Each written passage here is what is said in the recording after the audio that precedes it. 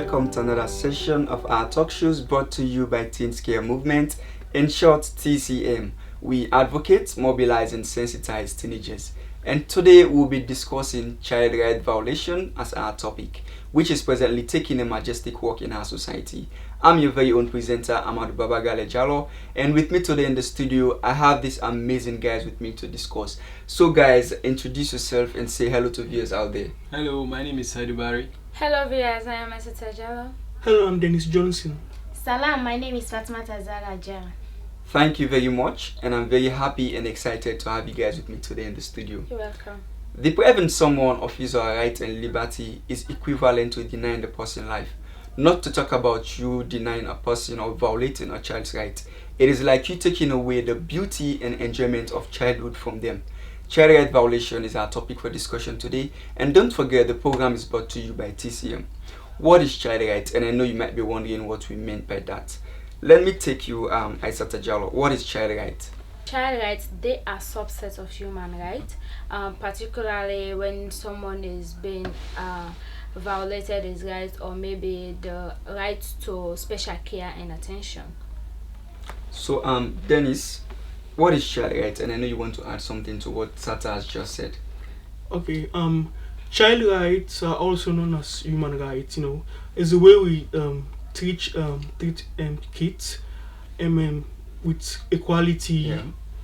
dignity, and respect. Yeah, so basically there are rules for everybody and rights for every human being. Those are the fundamental human rights. Yes. But do you think they have like a special section for them, for the children, right? Of course, yes. We have agencies, organizations that are responsible, that stand to protect the rights of kids. Yes. Okay, thank you very much. So now let us move on to this. What is child right violation? Let me take you, Fatma Taja. Yes, child right violation. This simply means when a child is being deprived of his or her rights. Such cases involve violence against the child.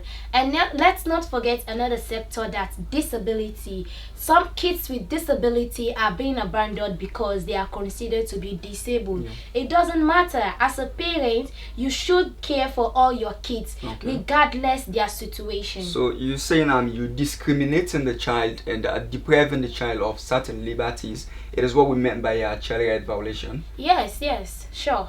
Okay, thank you very much. And I think Saido Bagi, you want to say something concerning this when we talk about child right violation.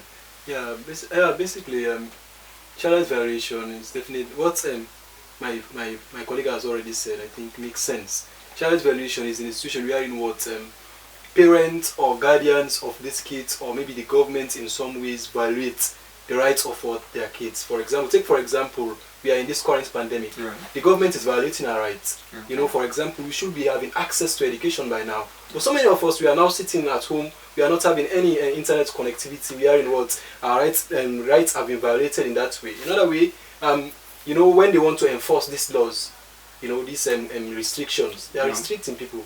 These are all what human rights violation. I think these are all some of the violations that they are doing right now. So I'll take Dennis Johnson for this next question. We've understand what is child rights, and we said these are subsets of rules and regulations meant to protect children rights. And also we say child right violation is like you depriving and discriminating the child of certain liberties. So now let us understand what are the types of these rights. So I'm taking you Dennis Johnson for this question. What are the types of child right violation? Okay, first of all, I will start with parental care.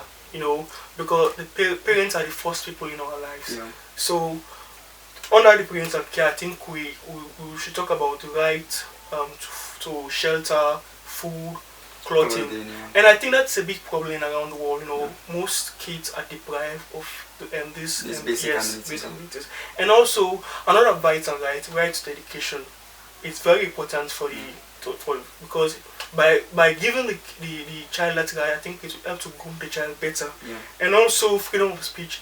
In most African settings, you see there is difficulties in giving the right to kids, because if you say like I want to give if I want to give a speech right now, and if it's concerned like governance, maybe I'll be in a problem. I'll be in a problem. So you see, so there are limitations. So basically, you're saying like the voice of children are not being heard by the government and other bodies. Yes, and also rights to health. let's not forget that as kids we should have right to free health care, and in some countries this does not exist. There is no free health care for kids, and it should be free health care because as children it's our right. We have a right to health. Yeah, exactly. So, what would you say about the it comes to types of social activities of the children? Do you think they have any kind of a right towards that, like having their own social life out there? Like you see the way some certain parents restrict their children to certain things, like because as a kid coming up, you need some like educational activities that he engages in, like sporting activities and the likes. Do you think they have is part of their rights also? Well, I will say there are some certain things as kids we want to do, but it's not right for us. But talking about right to education, sports, I think it's our right, okay? But sometimes those social life, in terms of right to something that is not good for us, I think our parents has the right to stop us that no, you shouldn't do this. But right to education, sports, and sometimes liveliness, okay? It's our right to enjoy that as kids. And it's compulsory. Yeah. Thank you very much, and I think we have lighted some of the rights, the types of child rights, and I think there are a lot of them. Talking about right to life, and the most important ones, talking about right to education, right to good health facility, water, and the likes, and a lot of them. So now let us move on to this, and I want to take Saidu Bari for this question. What are the ways in which a child right can be violated? We understand what is child right and the types of it. So what are the ways you think these rights can be violated? There are so many ways, my brother. One of the ways in which child rights can be violated is to give your kids to early marriage. That is one of the most right that is violated in Africa. You know, they just give you out at a young age. You know, that is one of the rights I think the government needs to take attention or put attention to. Another one is in terms of education. You know, so many people lack the access to education. There are so many ways in which people will lack the access to education. Poverty will be one of the causes. Another cause will be maybe the distance, you know, transportation and all these things. So these two rights are the rights that are violated more, especially in Africa. They are violated more. And So, also, like, if you're talking about the right of a child, like child labor, because some parents will just go outside there and think that the child must do everything. Maybe we just restrict because the child is at the age of 18 or maybe 17. You thinking that he should do everything in order to take care of them. Sometimes one single parent. Do you think child labor is like a major issue presently in Sierra Yeah, Leone? it's a major issue presently in Sierra Leone because you see some parents sending the kids outside there to go and sell in order to come with income to take care of the family, which of course is not their right. Their right is to go to school. You as a parent, when you give birth to a child, your right is to take care of that particular child. Don't take your responsibility and put it on the child. So it's really To add to what Isata has just said there, some parents, I quote, they go to these villages, these provinces, and they go take picking for cancel water. This is something common in Sierra Leone. They see it as if as kids we shouldn't go to school or we shouldn't learn. Okay, they see us as source of income, financial source, and they go take that picking for cancel water. It's not right, okay? We are here to be educated. We want to be educated. You are violating our rights, and we think it must stop, okay? Parents, guidance, you should listen to us, please. Dennis, I think you want to add something to that. I would like to add early child marriage. Yes. And I will not only refer this to the girls, but also to the boys as well. You know, because it will have a bad effect in their lives, forcing them to go out of school, and even bringing experiences that the young minds and body will not take. Okay. So if you're watching this video and you're a parent and guardian out there and you're doing such, know that you're violating the child's rights. We're going for a short break and we'll be right back.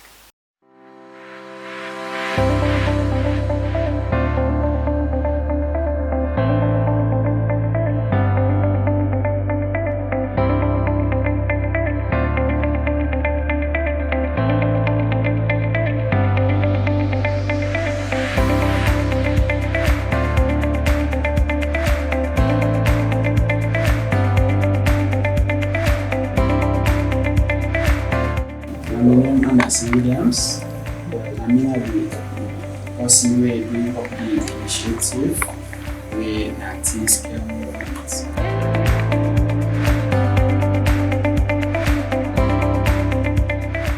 You're watching a program brought to you by Teens Care Movement. Welcome back to the show, and don't forget the program is brought to you by Teens Care Movement, in short TCM. So back to you guys in the studio. I think I'm enjoying the moment with you guys. So now we've discussed the types of child rights and the ways in which their child's right can be violated. So now let us understand the reasons behind this act, because nothing happened because of nothing. Something happened because of something. So I'll take you as Atajalo. What are the reasons for child right violation? One reason is that poverty. Some parents think that because they don't have money, they have to violate the rights of a child by sending them to early marriage. You sending your child to early marriage because you don't have money is not something that is necessary. You go outside there and find your money to take care of your child, not sending them outside there to get married. And also the right to go to school. Some they will say, I don't have money to send my kids to school. All I have to do is let me say sell outside there and come eat. No, it's not their priority, or maybe their reason for them to go outside there and sell. The responsibility is to send them to school, to do anything that they need as long as they are in the stage of a child or whatsoever. Them also, when they grow up, they have to do the same thing for their own kids. So I think there are a lot of things that happen. I think another one will be the culture. Traditional influence. Tradition and culture. These are some traditions or cultures and it's Principles. it's encouraging the kids to work at an early stage. So that is another one. The culture and tradition of certain countries. Like for example, in Sierra Leone here, so many people are taking it. You have to work for your mom so that you have the blessings. So we have taken it as a norm. But you do it the right way. We're taking it as a norm. So that is one of the things. When you talk about tradition, I think some societies just think that children should be overworking and over-exhausted, which is totally wrong. And even the marriage system, like some tribes in Sierra Leone, to be specific, like they have the tradition of when the child is at 18, instead of her going outside and get married, let me send her to early marriage. Sometimes early. So we can say poverty is the root cause to all of this act, backed up with some other causes. So now let us move on to this. There are two agents that are responsible for this evil act in our society, which are the children and the parents themselves. So if it's going to stop, it starts with them. So let me take you, Saidu Bari. How do you think the child can contribute to stop this transgression or violation of their right? Well, the child has so many ways in which he or she will contribute. One of the ways I think the child should contribute is the child should be that serious and focused and dedicated to their schoolworks. As children, your mandate is to go to school and learn. So many children, when they send them in there to learn, they will go and do something else. Take for example our girls. Most of the time when they are sent to school, they leave the school and go somewhere else. So what about in the instance that they are not sent to school to learn? Well, if they are not sent to school, I think they need to talk to their parents, encourage them and make example of their friends. We are in what they are attending school, and what will be the repercussion on them they don't go to school in the future. And so in the instance that this method you just highlighted, it doesn't work, what do you think they should do? If it doesn't work, then definitely they should take it to the relevant authorities. There are so many organizations that advocate for kids. That is why at times the kids themselves need to take responsibility. They need to approach maybe the family members. If the family members cannot settle them, then take them to the necessary organizations or the court system. And I think Aisata want to say something. Let me say some kids, if you know something like that has happened to you and you're surrounded with so many kids like you, all you have to do is go outside there, talk to them and sanitize them. If they can't listen, go to the higher authorities if something like that's going to happen to you, because some parents will be like in Sierra Leone, to be specific, they'll be like, you go to school, you go to university, when you came out without any job, so what's the essence of you going to school? Which of course there are lots of benefits when you go to school, even if it takes for a very long time, but a day will come when you achieve your goals. So you should not ask them to do whatever they don't want to do. And for example, we right now, we are coming here every Saturday doing programs. I think we also are contributing, serving as a voice to the voiceless children out there. I like that point, because at our stage, we just have to talk to our youth and our comrades, and that is the best way to help them and sensitize them. Yeah. So now let us move on to the second act, the second agent of this act, which are the parents. I will take Fatma Tajah for this question. And what are the role of the parents to ensure that the act stop? Well, as a parent, we should ensure that the child right is respected, protected, and fulfilled. Every child has the right to education, better life, good health facility. For some parents, I know it's not your fault, you cannot afford it. But in encouraging your child, you can make him or her feel comfortable in whatever situation you are in. So as parents, we should be encouraging. We should help them to reach their highest potential. Yeah. Dennis, do you want to add something to that? I Yes, really want you to. In addition to what she just said, because nowadays white kids are not opening up to their parents because most of the parents are so arrogant. They're not understandable to their kids, and it will make the kids to go out there and go and engage in bad stuff. So you see, as a parent, you are the first agent to your kid. Try to Create a relationship, yes, like converse together. yes, and have time. as we usually say, charity, Begins charity at home. start. Yes. So And that also, like, if you try to talk to the parent is one of the first teacher at home, right? If you call onto the attention of your kids and talk to him or her, said this is the good thing. If you don't go to school, try your kids to go to school, so the level will not be the same. If you know this particular family is somehow illiterate, then you give back to your child. Try the child to be more than you in order to achieve something. Thank you very much. And I thank the parents. If you're a guardian listening and watching this video, you know that you have a very great role to play in the life of your kid. Mind you, they are your representative, they represent you and your family. So look after them and love them. So now, well, let us move on to a very big body that is responsible for everybody, and that is the government. And I think they also have a great role to play in this act to end in our society. So I'm taking you, Dennis Johnson, for this question. What are the roles of a government, the roles of a government to ensure that the act stop now? Okay, first of all, proper supervision towards the child rights policies, because you can notice that when the policies are improperly implemented, you can see people are not aware of it. Parents are not aware of it. In way of protecting their kids. So another thing, in addition to what I'm saying, I think the government should bring in more platform, bring in more agencies that should protect the rights of kids. And We have like also, UNICEF. UNICEF, I have so many of them. affordable education, because in most countries or in most cases, parents can't afford to pay that much money for education for their kids. So if the government make the education affordable, I think every child will be able to. So now we're saying if any parent is not allowing the child to get education, it means they are doing it deliberately, because I believe now we're having free education, right? education. Yes. So I think the government has played that role, and that is very great, and kudos to them. What also the government should do, I think they should support organizations like us. We are sensitizing teenagers. Sure. So if they can help, they can provide assistance to us, we can do better. Teenagers So I out there think will the get government so- should be supporting That organizations is like another this. rule. It's very important. Because teenagers will talk to teenagers and they will understand. Adults will talk to adults and they will understand better. Okay. Thank you very much. And if you are a government official looking at this video, I believe our message is out there.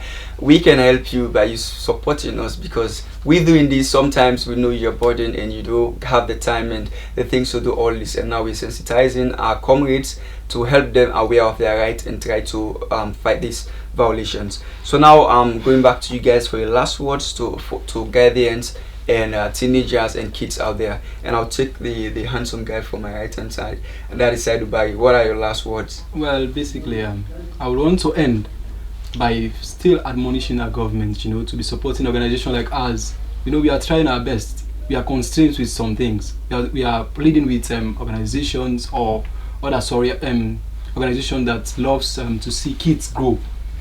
That wants the future to be brighter, because we are the future of this country. So we are appealing, and also I want to talk to my companions to take their work seriously. Take your work seriously, study hard. be attentive in your schoolwork and do things that will aid your parents to do more for you. So that's what I want to advise the parents. My advice is that don't take because of Corona is here and schooling is not going through. You should just focus and read what you have and be positive always. Stay safe and stay real.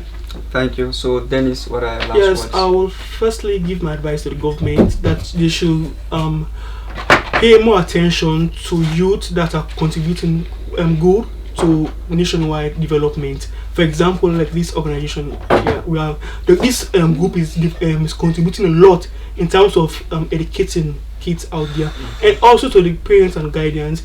Remember, you are once a kid, so please you need to be aware and know how to protect your kid. Thank you. Well, my last word goes to the government and also to the parents. When the child is being educated and when you protect the rights of the child, he or she stands a better chance of growing up in a society that he or she can thrive in. Thank you. Thank you very much for your final words, and I believe the message is out there. So if you're a parent, a child, and a government official, you're looking at this, as a child, know that your rights are protected. You just have to stand up and speak up for your rights. And for the parents, most times we worry what a child will become tomorrow, yet we forget that they are someone today. So look after your children, love them, and you will benefit a lot from them. This is our draw curtain for today's session. I hope you enjoyed the discussion, and don't forget to like, comment, and subscribe to this channel. Stay notified for more videos. Thank you.